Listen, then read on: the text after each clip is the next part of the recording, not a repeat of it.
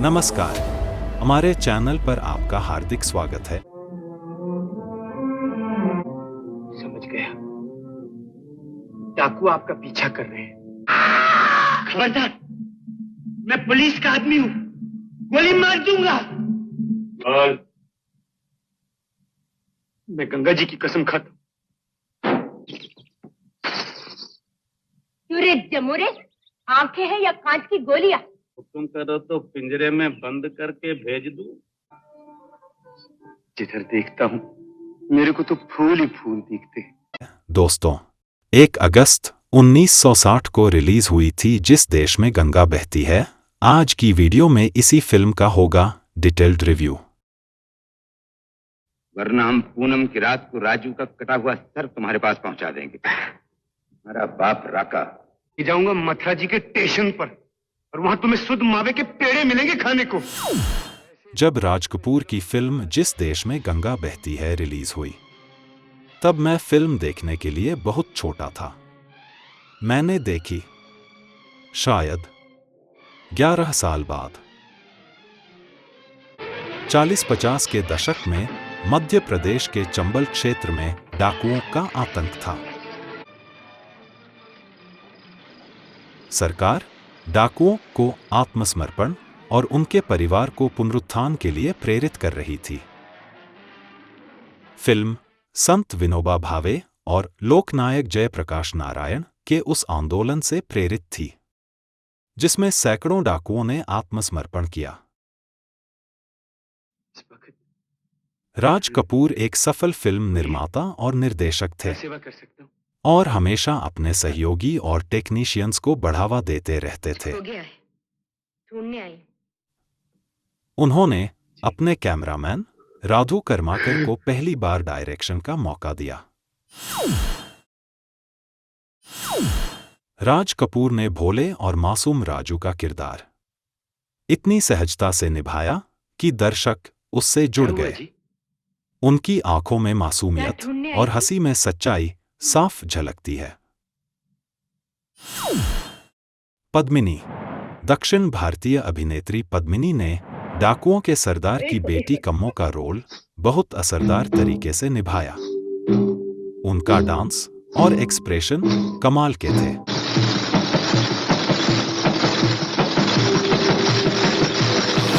प्राण साहब खलनायक राका डाकू के रूप में इतने क्रूर और खतरनाक लगे कि दर्शकों को उनसे नफरत होने लगती थी। राका डाकू का किरदार उनके बेहतरीन विलेन रोल्स में से एक है। मेहमान शादी की धूमधाम में खो जाएगा और हम सब एक दुल्हन के गले से हार और मंगलसूत्र उतारने के लिए अपनी जानों से खेल जाएंगे। ललिता पवार का रोल छोटा लेकिन असरदार था।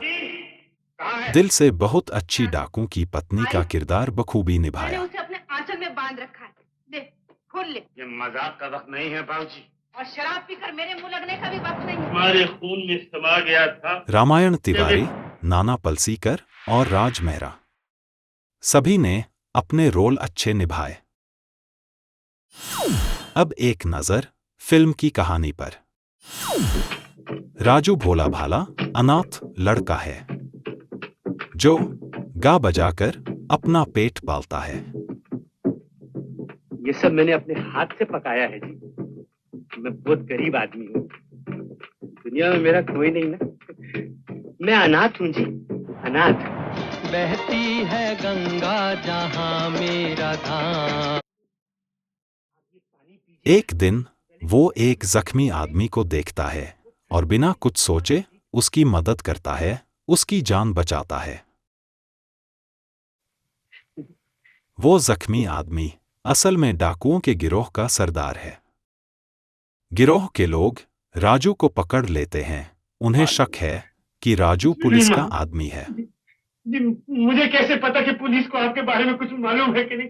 मैं पुलिस का आदमी नहीं हूँ जी। तो फिर फौज का आदमी है? जी जी नहीं। तो फिर किसका आदमी है? मैं भगवान का आदमी। जब सरदार को होश आता है, वो बताता है कि राजू ने ही उसकी जान बचाई थी। सरदार राजू को इज्जत देता है आज से और तुम कुछ हमारे दिनों के लिए मेहमान। मेहमान बनाकर अपने डेरे में आप रख लोगों की लेता बस्ती है। में मेहमान भी आते हैं? क्यों जी, हम लोग इंसान नहीं है क्या? नहीं, मेरा मतलब ये था जी कि मेहमान लोग आकर वापस भी जाते हैं। ओए, ओए,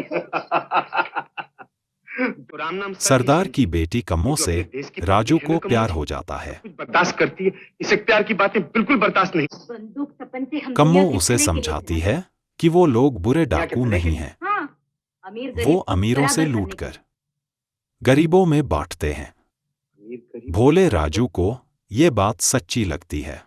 मैं पहचानने में इतनी दिक्कत क्यों हो रही है आपको? हम वो हैं जो अमीर को थोड़ा सा गरीब और गरीब को थोड़ा सा अमीर करते हैं। हम दुनिया बराबर करते हैं, समझे? फिर एक रात डाकू एक गांव की शादी में लूट करने जाते हैं, जिसमें राजू को भी बाराती बनाकर ले जाते हैं।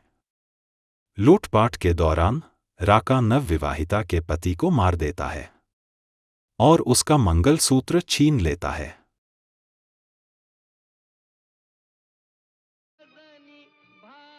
ये देखकर राजू का दिल टूट जाता है।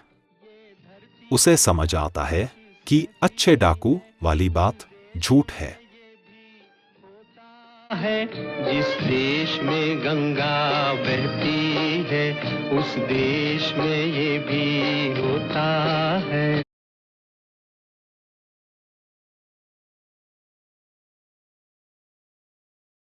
वो डाकुओं का साथ छोड़कर पुलिस के पास जाता है। पुलिस सुपरिंटेंडेंट से कहता है कि डाकू अगला डाका राजगढ़ में डालने वाले हैं। लेकिन जब पुलिस अफसर कहता है ये क्या कि वो कहते हैं सारे सुपरिटेंडेंट साहब? डाकुओं को मार डालेगा, क्या करना तो राका जैसे पार्टी का काम है। मैं तो रक्षा की भीख मांगने आया हूँ सुपरिटेंडेंट साहब। तुम उन्हें राजगढ़ पहुंचने दो, फिर देखो। तो राजू परेशान हो जाता सुपरिटेंडेंट है। साहब, उसे लगता है कि पुलिस भी उतनी ही हिंसक है। राजू भागकर डाकुओं को रोकने की कोशिश करता है ताकि खून खराबा न हो। वो डाकुओं को पुलिस के जाल के बारे में बताता है। राजगढ़ में पुलिस, तुम्हें कैसे खबर हुई? खबर कैसे नहीं होगी? मैं ही तो पुलिस को लाया हूँ।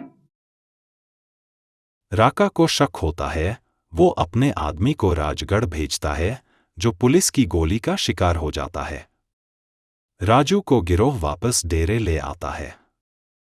सरदार के सामने राका के साथ राजू मानता है है आपको कि उसी ने पुलिस को खबर समझ दी के थी। गया था। ये लोग मदद करने जाते हैं गरीबों की। आप ठीक कहती हैं माता जी। इसका है ही कौन? न बीवी न बच्चे, एक मैं हूँ तो मुझसे भी ये खफे ही रहता है। जो अपनी ही चमड़ी से प्यार करता है वो सरदार बनने के लायक नहीं रहा। जी हाँ, सरदार तो अब ये बनेगा पुलिस वाला। एक एक को फांसी लगवाएगा और कहेगा कि मैंने तो जून सुधारी है आपके बच्चों की। मुई गंगा की कसम खाता। खबरदार जो मेरी गंगा जी को मुई कहा तो।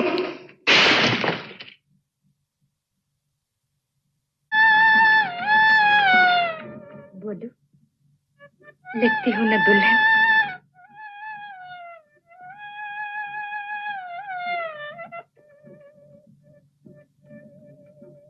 विधवा लगती हूँ।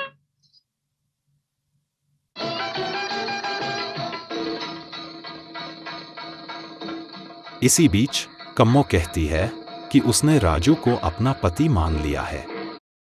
राका आग बबूला हो जाता है। जब सरदार राजू को मारने से मना करता है तो राका सरदार को ही गोली मार देता है और खुद सरदार बन जाता है।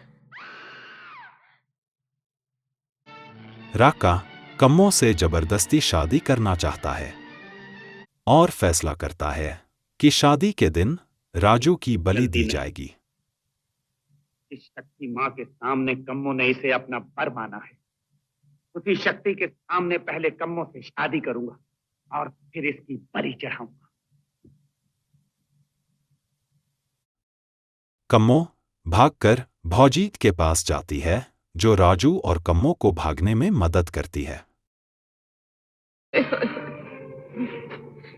दोनों पुलिस के पास पहुंचते हैं। पुलिस कम्मो को कैद कर लेती है और डाकुओं पर हमला करने की तैयारी करती है। राजू वापस डाकुओं के अड्डे जाता है, उनकी बीवी बच्चों से रिक्वेस्ट करता है। राजू, राजू, राजू, वो तो रात को ही चला गया। इसकी खांसी से अगर तेरा ये हाल होता है तो इसकी फांसी से क्या होगा माई? तेरे मुंह में खाक। अपने पतियों से कहो कि हथियार डाल दें, अपने बच्चों की खातिर, अपने परिवार की खातिर। करता है ना, याद रख, तो जिससे इसका ब्याह करेगा वो भी एक दिन सूली पर चढ़ेगा। और तू हो चुकी माँ, क्या उसने अपने छाती से चिमटा रही है? इसकी गर्दन भी एक दिन लंबी होगी। नहीं,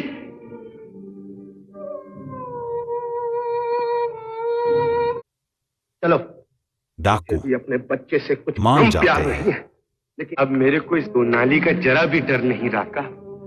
इन सबको आंखें मिल गई हैं। अब तू मेरे को मार भी दे तो कोई चिंता नहीं।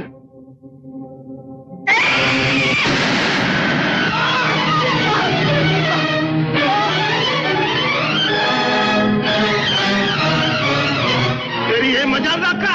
हाँ तो चलाओ, पापी चुन, ये क्या किया? रुक जा। यहां तक कि राका भी अकेला पड़ जाता है और साथ चलने को तैयार हो जाता है। जब डाकू पुलिस की तरफ जा रहे होते हैं, तभी आमना सामना हो जाता है। राका लड़ाई के लिए उकसाता है। तभी राजू बच्चों और औरतों को लेकर बीच में आ जाता है और कहता है, राका, अगर तुम सबको गोली चलानी है तो पहले मेरे को चक्कू को गोली मार दो उन दोनों को। पहुंचूगी माँ, गोली लगेगी।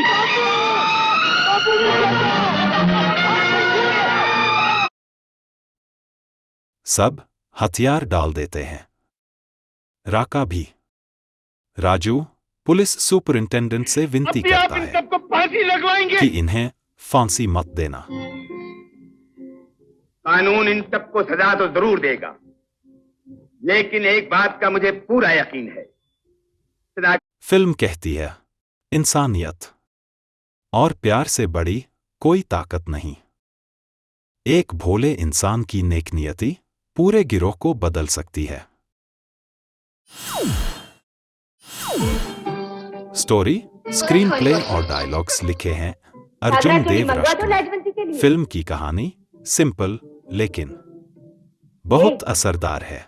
ये क्या राजू? भावनाओं और कपूरा, ड्रामा का मैंने संतुलन कहा सजा दीजिए, आप बहुत वो नहीं माने। अच्छा है। कहा सरदार जी के पास चलिए तो मुझे धक्के दे दिए। और आकर मैंने अपने भगवान जी से मृत्यु मांगी तो बोलने लगे मैं ही गोली मार दूंगी, तुम उच्चक्के हो, खबरदार जो हिम्मत की। मेरा दोष इतना ही ना, मैंने आपके पिताजी को खाना खिलाया था, माफ कीजिए छलजम मुछल्लम भी खिलाया था। और आप लोग हैं जो कि मेरे जान पे तुले हुए हैं।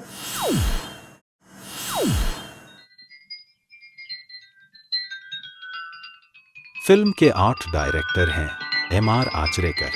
डाकुओं के अड्डे, गांव और जंगल बहुत रियलिस्टिक लगते हैं। सेट्स सादगी भरे हैं जो फिल्म के संदेश को और स्ट्रांगली रिप्रेजेंट करते हैं।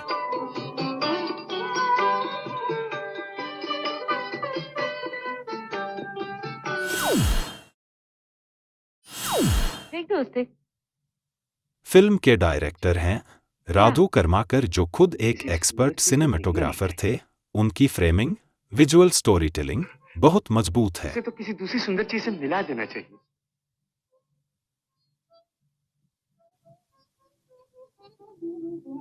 ऐसी बातों से ही तुम मुझे बर्बाद कर दोगी राजू। सिनेमेटोग्राफी, फिल्म के सिनेमेटोग्राफर थे तारा दत्त। फिल्म की शूटिंग गंगोत्री, हरिद्वार, ऋषिकेश और जबलपुर के भेड़ा घाट में हुई, जहां मार्बल रॉक्स का शानदार इस्तेमाल किया गया।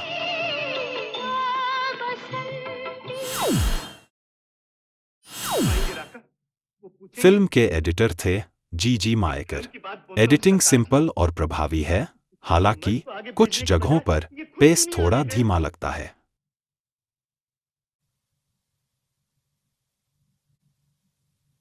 मैं बताऊं सरदार जी, इसको अपनी जान बहुत प्यारी थी, इसलिए। जो अपनी ही चमड़ी से प्यार करता है वो सरदार बनने के लायक नहीं रहा।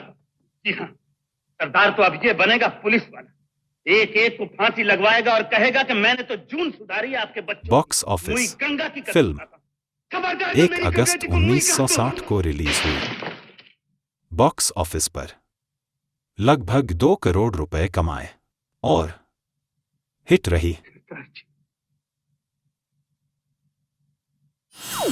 गीत संगीत फिल्म के गीतकार थे शैलेंद्र और हसरत जयपुरी। फिल्म में मधुर संगीत दिया था शंकर जयकिशन ने। फिल्म के गाने आज भी गुनगुनाए जाते हैं। देश के वासी है जिस देश में गंगा बहती है, बेगानी शादी में अब्दुल्ला दीवान। 9वें फिल्म फेयर अवार्ड्स में best film, best actor Raj Kapoor, best editing और बेस्ट आर्ट डायरेक्शन के फिल्म फेयर मिले। राष्ट्रीय फिल्म पुरस्कार में भी फिल्म को हिंदी की श्रेष्ठ फिल्म का सर्टिफिकेट मिला। फिल्म का प्रभाव ही था कि इस फिल्म के बाद डाकू फिल्मों का दौर शुरू हुआ। मुझे जीने दो, मेरा गांव मेरा देश, शोले, डकैत, बैंडिट क्वीन, पान सिंह तोमर, फेमस, सोन चिरैया। चाहे राका हो या गब्बर सिंह, ऐसे किरदार हमेशा याद रहते हैं। अगर आपको पुराना हिंदी सिनेमा, सशक्त संदेश और भावपूर्ण संगीत पसंद है तो ये फिल्म जरूर देखिए। उम्मीद है आपने भी ये फिल्म देखी होगी। अगर नहीं तो अभी देखिए। जाने से पहले वीडियो को लाइक करें और चैनल को सब्सक्राइब करना ना भूलें। फिर मिलेंगे अगली वीडियो में। तब तक नमस्कार। बेसब्रे क्यों होते हो ताऊ? सब के सब फांसी